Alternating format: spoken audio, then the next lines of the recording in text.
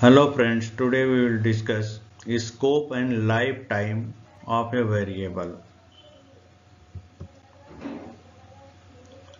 Under this heading we will discuss what is automatic storage class, external storage class, register storage class and static storage class.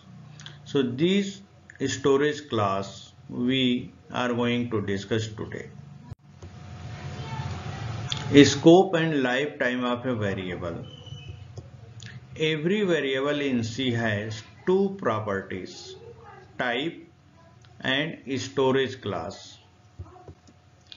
Type refers to the data type of a variable and storage class determines the scope and lifetime of a variable.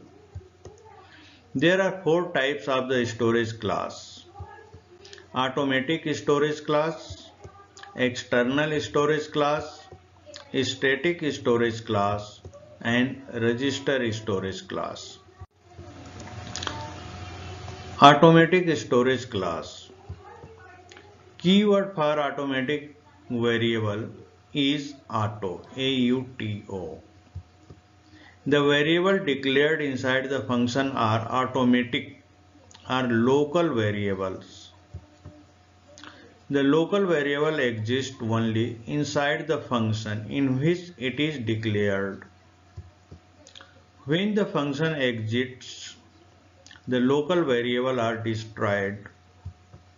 Since variable inside a function is automatic by default, keyword auto are rarely used. That is, in this example, here we are not using keyword auto, because by default any local variable declared in any function is auto. Also in the function, auto keyword is not used to declare a storage class of the n1. N is a local variable to main function and gets destroyed when main exits. Similarly, n1 is a local variable to func and gets destroyed when func exits. External storage class.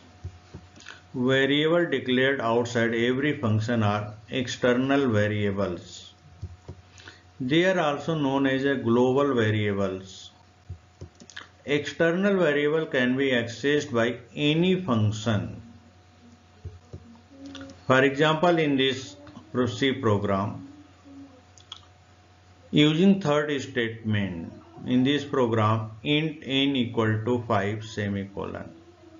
We declared integer variable n as a global variable, and as being global variable, this variable can be used in both of the functions in this program.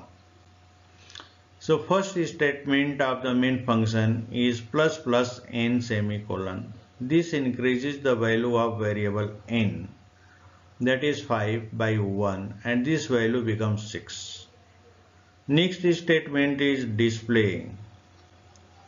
So this statement causes display function to called in and control goes to the display function. Within the body of the display function, first statement is plus plus n semicolon. Again value of n is incremented, that is this value now becomes 7. Next statement printf. Print the value of n at this point, that is n equal to 7 gets printed. So in this way, when program is run, we get the output as n equal to 7. Now next one is the register storage class. Register variables are like automatic variable and exist inside that function only. If the compiler encounters the register variable, it tries to store variable in microprocessor's register rather than memory. Values stored in the register are much faster than that of the memory. In case of the larger program, variables that are used in loops and function parameters are declared register variables. Keyword to declare register variable is register. For example, register int a semicolon.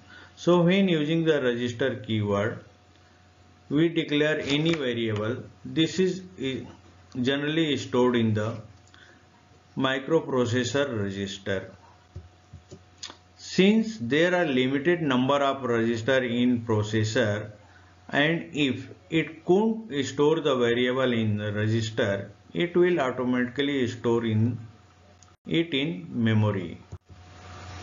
Now last one is the static storage class. The value of static variable persists until the end of the program. A variable can be declared static using keyword static. For example, here static int I semicolon. So integer variable I is declared as a static. Now in this C program, we will see the use application or use of the static variable. So in the main function, first statement is the function call. So when this function call is there, then control goes to the function check, and within the body of the function, first statement is static int c equal to 0 semicolon. So using this statement, integer variable c is declared as a static and its value is initialized to the 0. Next statement, printf %d /t comma c, value of c gets printed at this point. Then next statement, c plus equal 5, incremented the value of c by 5, that this value becomes now 5. After this one, control goes to the calling function, and next one is again the function call. So again check function is called in. Now as this variable c is static variable, it first statement doesn't initialize the value of c as a 0, because this being the static, it is not initialized again. So printf statement print the value of c, that is 5, at the place of %d, and it moves the cursor tab position right, and again value of c is incremented by the 5. This value becomes 10. Then again control goes to the calling function. Here next statement in the calling function is again function call. So again this check function is called in, and using this function, print a value of c gets printed at this point, and then moving the cursor tab position right, value of c is incremented. So in this way, here we see that value of, once a variable is declared as a static, it is not initialized again and again, and what is the value of c that persists. So when this program is run, we get the output like this one, 0, 5 and 10. During the function call, it will display 0. Then during the second function call, variable c will not be initialized to 0 as it is the static variable. But what is the value of c, that is gets printed using the printf statement, that is 5. And as this value c is again incremented, so when this check function is called in third time, value of c is printed as a 10. So we get the output like this.